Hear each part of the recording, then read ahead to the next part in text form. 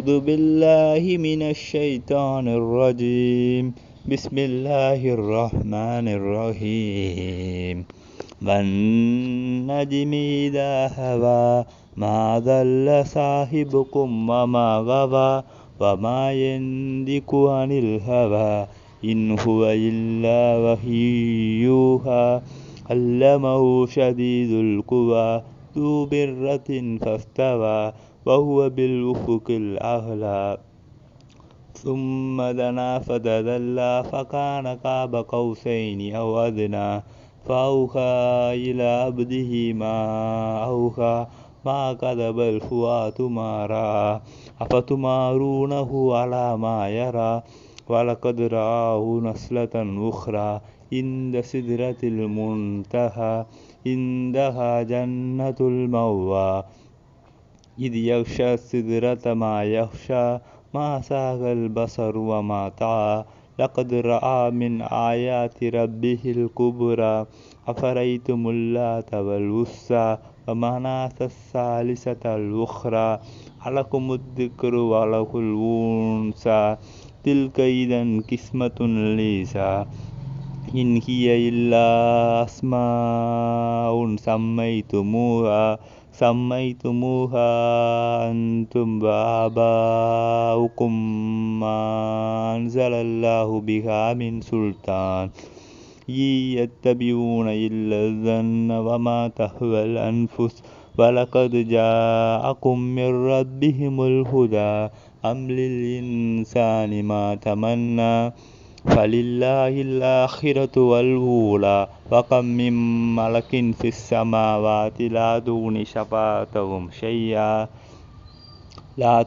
شفاعتهم شيئا إلا من بعد أن يأذن الله لمن يشاء ويرضى إن الذين لا يؤمنون بالآخرة ليسمون الملائكة تسمية الأنثى وما لهم به من علم إن يتبعون إلا الظن وإن الظن لا يغني من الحق شيئا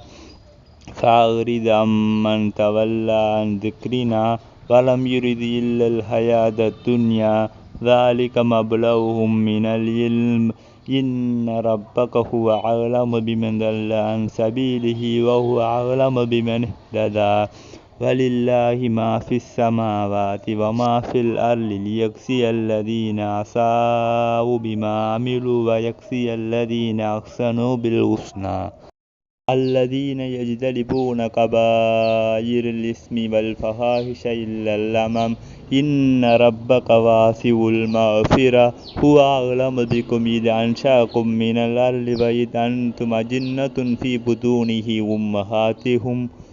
فلا تزكوا أنفسكم هو أعلم بمن اتقى أفرأيت الذي تولى وأعطى قليلا وأكدى عنده علم الغيب فهو يرى أم لم ينبأ بما في صحف موسى وإبراهيم الذي وفى ألا تزر وازرة وزر أخرى وأن ليس للإنسان إلا ما سعى وأن سعيه سوف يرى ثم يجزاه الجزاء الأوفى وأن إلى ربك المنتهى وأنه هو أضحك وأبكى وأنه هو أمات وأحيا وأنه خلق الزوجين الذكر والأنثى من نطفة إذا تمنى وأن عليه النشأة الأخرى وأنه هو أغنى وأقنى وأنه هو رب الشعرى وأنه أهلك عادا الأولى وثمود فما أبقى